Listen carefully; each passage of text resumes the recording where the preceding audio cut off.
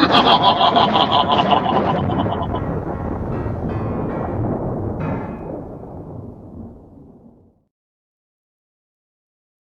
there, scary story fanatics. Welcome back to Cleaving Thought from Bone with your host, Sociopathic. From aliens to global control, the governments of the world have long since been the subject of speculation regarding integrity. But what if some of those disregarded arguments are indeed valid? Well, lock your doors and settle yourselves by your monitors with some popcorn and find out with a little tale that I like to call What Lies Beneath the Surface Web.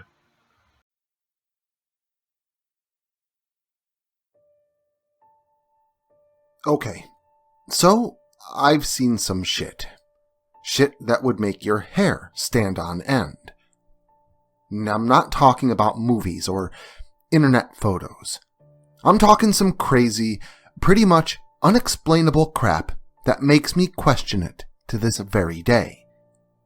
However, it's those movies and internet depictions that serve as the source driving me to report what I've discovered.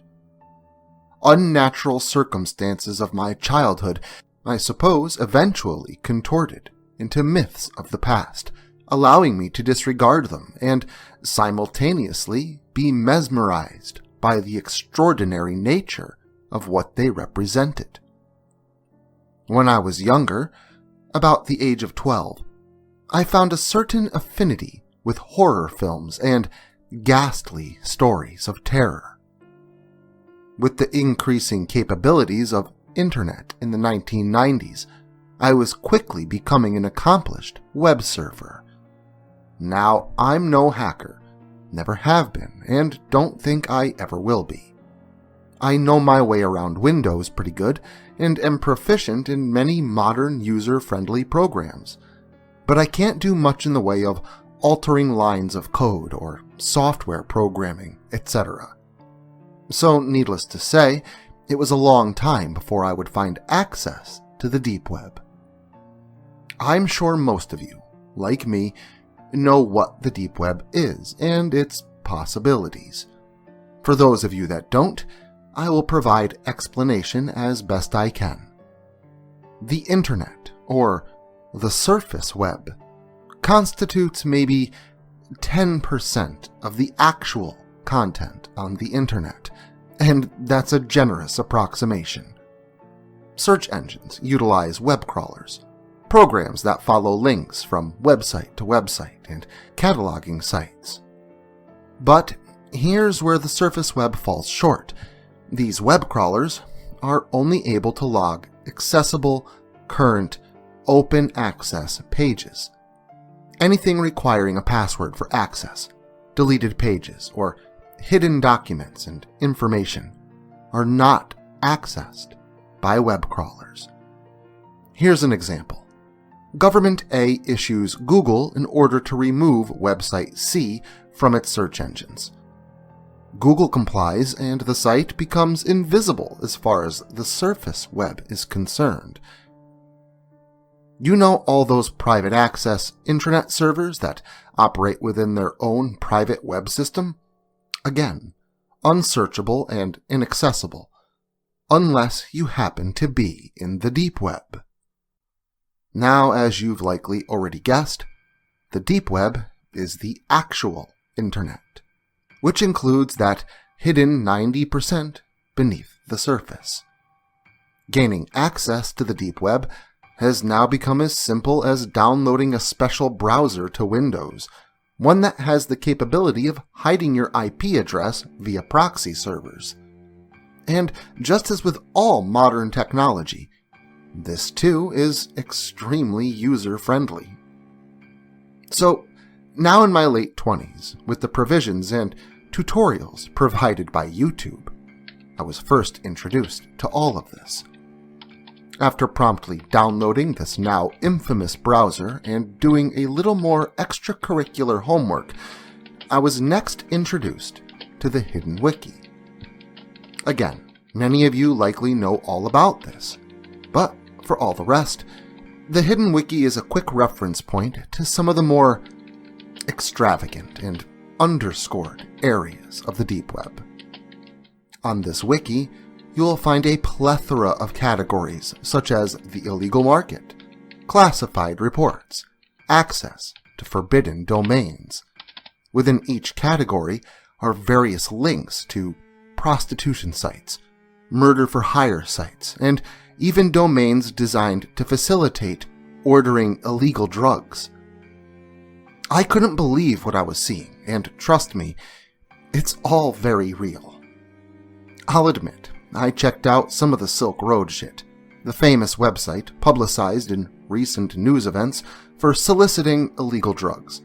A few of those hidden assassination websites, just out of pure curiosity, and the deep web versions of Facebook, which, let me tell you, when uninhibited by the checks and balances of monitors and social feedback, people post some fucked up shit.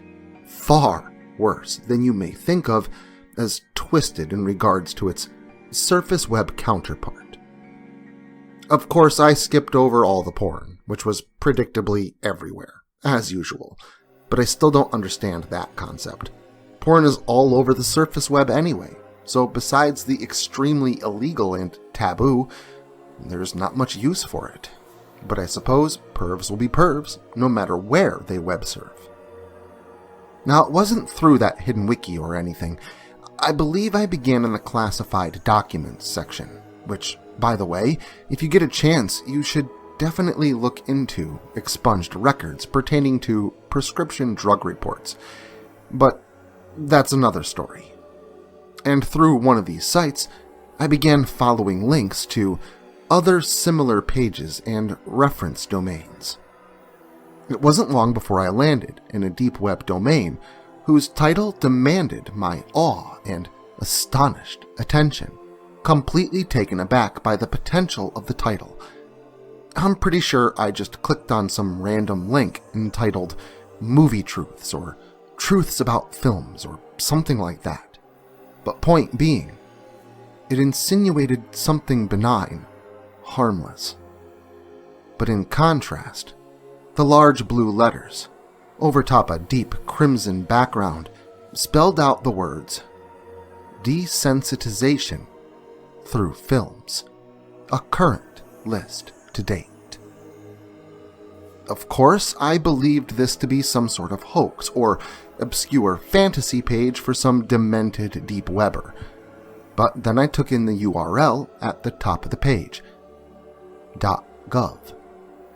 As with most, I questioned the credibility the page offered, but in the bold red letters in the top left corner of the screen, I noticed something that jumped out at me, essentially screaming the words, "Must have legal access, punishable by Class A felony." Class A. A Class A felony could possibly warrant the death penalty. Could I have stumbled upon something through a back door so significant and restricted that I could possibly be sentenced to die if caught? I asked myself. My hands now trembling with anxiety and the thrill of coinciding adrenaline, I proceeded to scroll down the page.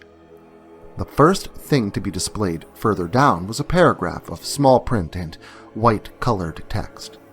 The small print seemed to provide a seemingly generic disclosure at first glance, but the heading, sized slightly bigger up top, begged me to read it in its entirety before I continued on. Now, I honestly don't remember word for word what the disclaimer said, but a general understanding of what it intended to provide is easily describable. Under the white emboldened heading, entitled The Apathy Project, a textualized depiction of the website's purposes was provided. The goals and purposes of Project Apathy is to instill a predetermined sense of equilibrium to the general populace to circumvent ongoing and future implications of extraordinary events. That's the idea, anyway, of the first opening line or two. The rest mostly just rambled on about population control, utilizing large words, and fixing them into wordy sentences full of technical jargon. It read much like a legal disclaimer, like the kind I initially thought it to be. I began to get a sense of what this was all trying to tell me, but only vaguely, unable to place a finger on it. So I continued down the page in order to shed some light on my inquiry. What I discovered was a list of films, and not obscure, covered-over movie pieces that lay in unseen realms of lost episodes or the like. No, I'm talking Hollywood blockbusters. Titles like Deep Impact and Armageddon. I gave that weird disclaimer thing I scanned above a second thought. Desensitization. Equilibrium. When I read the titles 2012, Volcano, and The Day After Tomorrow, it dawned on me what this classified site was trying to provide. Think about it.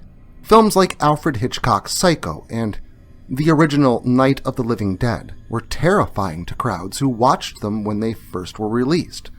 Today, they're typically taken as much less terrifying and more historical pieces, films that are frequently studied in school. Why this diversion from what we perceive as frightening as a mass? Well, psychologically speaking, it's quite simple. Movies are the imitation of life, which is an imitation of art, and so on. When Psycho was filmed, it was taboo to even show a toilet on screen. The presentation of this created a new cognitive category in viewers, so the next time it was presented on the screen, the shock value was considerably lessened. What about death? If one had never seen a dead body before, real or reenacted in film, would they be more shocked than those who had at least seen a fake one on TV? Of course, because the brain has at least created a category with a correlated cognitive prototype. Of course, most who have seen a corpse in movies usually quote, "That's nothing like in the movies," when presented with it in reality. Here, a direct, observable recollection of information is underscored, highlighting the information currently in the category through such commentary. Nothing like the movies. From what I gathered after a little research, movies like Armageddon and Deep Impact were released only a few years before a global killer-sized asteroid passed by the Earth by only approximately 40,000 miles. I know that sounds like a lot, but it's closer to the Earth than the Moon is. That's how close we all came to total destruction. 2012, The Day After Tomorrow, all corresponding with a cultural time period of people living in fear and preparing for the doomsday scenario of 2012. At that moment, I felt two things. Amazed at the brilliance of such a scheme, keeping the population compliant and feeling safe, consuming and producing, feeding the global machine. But at the same time, I felt, well, kind of dirty, violated. If all this were true, they have been intentionally misleading and controlling all my life, making all those crazy conspiracy theorists correct, as it turns out.